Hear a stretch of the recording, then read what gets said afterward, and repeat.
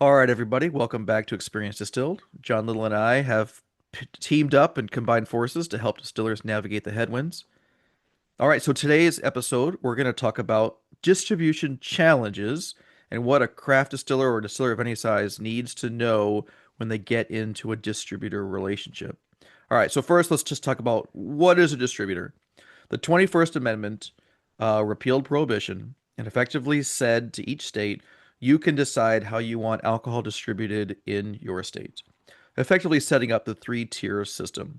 The idea was to prevent tied house violations, make sure suppliers aren't tied with distributors and distributors aren't tied to retailers, to try to make a more competitive environment with, no price fixing. And I think the idea was to help have a competitive, non-monopolistic setup with a three-tier system. Now, in reality, that actually can be quite challenging to navigate for distillers. So John, your experience working with distributors, what do they do? What is the minimum of what they provide? Well, I certainly don't want. There's a lot of criticism that I could levy on distributors, and I would assume that there's a lot of criticism they would levy on us, on manufacturers, especially craft manufacturers, I think. And this is not meant to be just critical of them because it's a difficult relationship, right? As I joked with you, if I'm going to be critical of them, I'd rather much do it to their face, right, where they have a chance to defend themselves, right? I've got lots of friends who are work for distributors who are distributors, and so lots of pitfalls. But generally speaking, it's what we've talked about as it relates to the same thing, as it relates to safety, as it relates to HR. Do you have documentation of the expected responsibilities of each party? And I think that's a really good understanding of what are their goals and objectives, is success going to be measured on their part, and how is it going to be measured by you. And so that's what I think about a lot. Um, often craft distillers go into a market and they think that because the distributor carries them, whatever that is, whether it's one of the big distributors or whether it's one of the small craft distillers, go in and think they have distribution, and that the person walking into the retailer is going to have your bottle or your portfolio, in their backpack or in their briefcase, and they're going to present that to every customer. The reality of it is it doesn't work that way.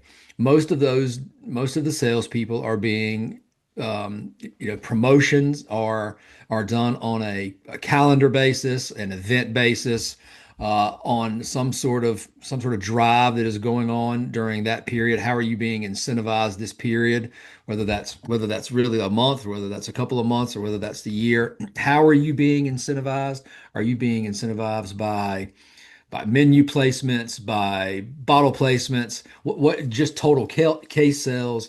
So I think it's certainly a failure of craft distillers to believe that a giant distributor is going to have their bottle, their portfolio inside of their backpack and present it to every single customer that they see. That is not a reality of the distribution world. At a bare minimum, at a bare minimum, distributors should be responsible for getting product from the distribution floor to the retailer when the sale takes place. But ultimately, the distiller is responsible for the sales. As much pressure as that puts on you, and as much difficulty and financial burden that puts on the distiller, the reality of it is that you are responsible for your own sales, and you can use the distributor as a tool to do that inside of a partnership. But to believe that somebody's just going to go out there and magically move the needle on your business because they like you and they like your story and they like your product, it doesn't quite work that way. Yeah, I like to use the analogy of this. A distributor is a government required middleman that gets your product from you as a supplier to the distributor to the retailers. They call that a depletion. So, at a minimum, a distributor is just supposed to take the orders from the retailer and then satisfy that order. Now, is it their responsibility to go and actively sell it with their salespeople? That's That's the question, right? And I think most distributors, they're interested in selling their bigger brands, their high margin brands, margins with the most promotional dollars or, new account bonuses or, whatever makes them the highest margins is going to be their focus, which may or may not be a craft brand because they probably can't give up that much margin. Um, I've heard that the expectation of actually making the sales and working with the account falls on the craft distillers. And that kind of goes into the idea of brand support. You know, if you're going to expand outside of your home market and you're going to go into a different state, what sort of brand support is the craft distiller providing? Are you meeting with accounts? Are you doing tastings? Are you going to an on-premise location and talking to the bartender about your story? Are you going to a retailer store where legal and doing a tasting and doing all those things with your sales team and you as the owner, as as a craft distiller, and then hopefully that drives the sales. And so the distributors can do their absolute minimum of taking the order for your cases from the retailers and then taking the inventory that you've shipped them and then sending it to that account. Let What me let else? me Yeah, let go me ahead. tell you how difficult this is that I think about quite a bit, which is I think you know this. My own daughter is works for a distribution company, right? And so she at the time she can't just go out and sell Smooth Ambler. It turns out they do sell Smooth Ambler, did sell Smooth Ambler. They don't now, but they did at the time when she first started. But she can't go out and sell Smooth Ambler because she's my daughter and because she loves it. She has to sell. She's tasked. She's her KPIs are based off of what the company wants to see move, needs to see move, and what her bosses tell her that she needs to sell, right? And so as much as she loves it, and as much as most of her life up until the fact that she was her own adult, working adult, has been paid for by her mom and I, she has to sell what she's being told to sell. Now, look, there's some flexibility. Everybody has projects they like. I hate to call them pet projects, but everybody has projects that they love and the brands that they love to see do well. And certainly there's more, some focus given there. But the reality of it is that tiny brands, tiny craft distillers aren't going to move the needle. If somebody's got to make a giant number by the end of a quarter, by the end of some time period, excuse me, they're going to go out and they're going to sell, products as we like to say in the business, things that we can stack it high and let it fly. So, this is reality. Everybody has to have a reality check. And they're selling those things because that's where they make their money off of. That's where their bonuses come from. That's how they're being judged amongst their peers. So you can't, I'm not blaming them for that. It's just it is a challenge. It is a constant challenge to try to figure out how to get distributors motivated and how to get them incentivized to go out and sell your product in conjunction with your own efforts. Right. So here, all right. So here's a question for you to think about. You're a craft distiller. You've got a limited budget. You've got two choices. Well, you've got a couple choices, but you've got two scenarios. You could incentivize the distributor with massive margin, huge new account bonuses, three stack bonuses, or if they can sell three cases into a retailer, they're getting a huge bonus. New account bonuses, repeat bonuses, recurring order bonuses. Um, you know, $5, $6 a case bonuses for expanding or growing, and then try to incentivize them even more so than their big national brands or some other brands in their portfolio, effectively eating and losing all of the margin, or invest in your own sales and marketing team or your own efforts, and then go and try to do that. Try to drive the order with people at the retailers, at the on-premise accounts. Which of those two scenarios would you recommend that craft distillers think about?